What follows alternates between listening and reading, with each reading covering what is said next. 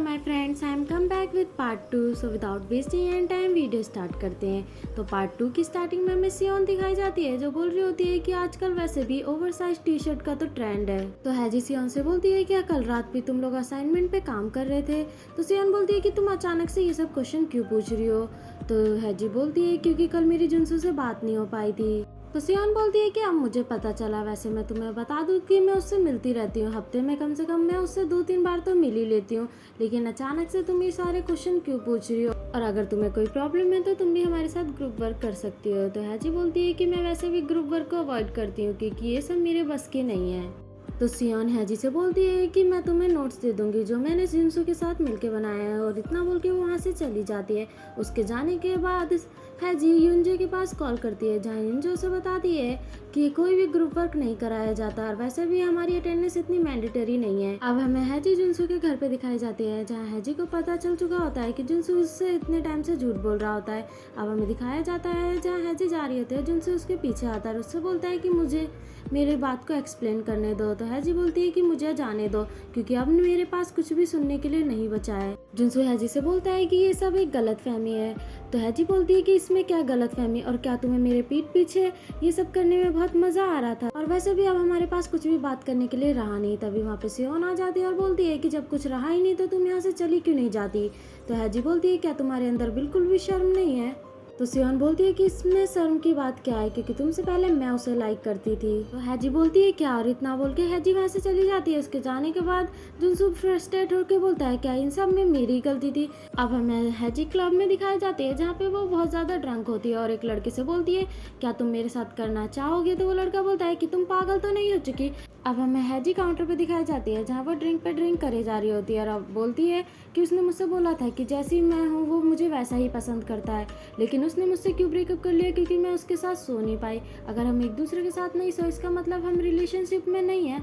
इतना बोल के हैजी वहाँ से जाने लगती है, लेकिन तभी हैजी का पैर मुड़ जाता है जिसकी वजह से वो गिरने वाली होती है, लेकिन इतने में हैजी को एक लड़का पकड़ लेता है और वो लड़का हैजी से बोलता है क्या तुम ठीक हो। तो हैजी बोलती है क्या तुम्हारी कोई गर्लफ्रेंड है, अगर नहीं है तो क्या तुम मेरे साथ करना चाहोगे। अब हमें दिखाया जाता है जहाँ हैजी और उस लड़के के बीच किस हो रही होती है। अब हमें नेक्स्ट डे मॉर्निंग का सीन दिखाया जाता है जहाँ हैजी सो के उठती है और वो बहुत ज़्यादा कंफ्यूज होती है कि वो यहाँ पे कैसे आई। तभी हैजी को याद आता है कि लास्ट नाइट उसने बहुत ज़्यादा ड्रिंक कर ली थी। अब हमें कॉलेज का सीन दिखाया जाता है जहाँ हैजी चुपचाप आ रही होती है। तभी उसकी नज़र जुनसू पे पड़ती है, लेकिन वो इसे इग्नोर करके दूसरी सीट पे आके बैठ जाती है। तभी कुछ लड़कियां उसके पीठ पीछे बोलती हैं कि इन दोनों का ब्रेकअप हो गया क्या, ये आज एक दूसरे के साथ भी नहीं है। वहीं दूसरी तरफ हैजी युनजी को मैसेज करती है कि मैं घर जाना चाहती हूँ। तो युनजी बोलती है क्या तुम उन लोगों के साथ में उसी क्लास में हो। तभी वहाँ पे एक लड़की आ जाती है और वो हैजी से बोलने लगती है कि तुम दोनों का ब्रेकअप हो गया है, क्या मैं जान सकती हूँ कि तुम दोनों का ब्रेकअप क्यों हो गया है। तभी वहाँ पे वूजिन आ जाता है और बोलता है कि ये मेरी सीट है तो तुम क्या यहाँ से चली जाओगी। तो वो लड़की बिना कुछ बोले वहाँ से चली जाती है। तो वूजिन हैजी से बोलता है कि तुम यहाँ पे वैसे भी तुम उसे अवॉइड कर रही हो। तो हैजी बोलती है कि मैं उसे अवॉइड क्यों करूँगी क्योंकि गलती तो वैसे भी मेरी है ही नहीं। तो वूजिन बोलता है कि मैंने तो इसलिए बोला क्योंकि लास्ट नाइट तुमने बहुत ज़्यादा पी ली थी, और क्या तुम अभी इसके बाद मेरे साथ खाने बाहर चलोगी। अब हमें दिखाया जाता है जहाँ एनजी अपनी फ्रेंड युनजी के साथ बैठी होती है और युनजी बोल रही होती है कि वो एक दूसरे के साथ कैसे बैठ सकते हैं जब तुम वहाँ पे हो। तो हैजी बोलती है कि मैं जितना इसके बारे में सोचूंगी मैं उतना ज़्यादा फ्रस्ट्रेट होंगी, इसलिए मैं उन्हें अवॉइड करना चाहती हूँ। तभी वहाँ पे वूजिन आता है और बोलता है कि तुम क्यों अवॉइड करोगी जब तुम्हारी कोई गलती है ही नहीं। तभी युनजी हैजी को दिखाती है कि हैजी और जुनसू के बारे में सोशल मीडिया पे बहुत ज़्यादा बातें हो रही है। तो हैजी बोलती है कि लोगों के पास और कोई काम नहीं है, वो दूसरों की लाइफ में इतने ज़्यादा इंटरफेयर क्यों करते हैं। अब हमें हैजी कॉलेज में दिखाई जाती है जहाँ वो चुपचाप जा रही होती है। तभी उसकी नज़र जुनसू पे पड़ती है, लेकिन जुनसू हैजी को देख के चुपचाप वहाँ से चला जाता है। तो जुनसू वहाँ से जाने लगती है। अब हमें दिखाया जाता है कि लास्ट नाइट हैजी जिसके साथ थी वही लड़का उस कॉलेज में होता है। तो हैजी उस लड़की को देख के बोलती है कि यहाँ पे क्या कर रहा है, और वो वापस से मुड़ के जाने लगती है, लेकिन इतने में वूजिन उसे क्लासरूम के अंदर खींच लेता है और उसे बोलता है कि तुम कहाँ जा रही हो। तो हैजी बोलती है कि मैं अपनी क्लासरूम की तरफ जा रही थी।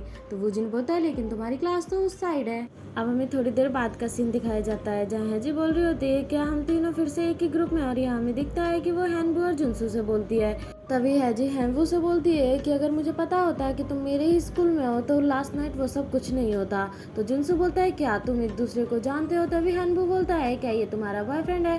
तो हैजी बोलती है कि मेरा कोई बॉयफ्रेंड नहीं है, ना कभी था और ना मुझे कोई याद है।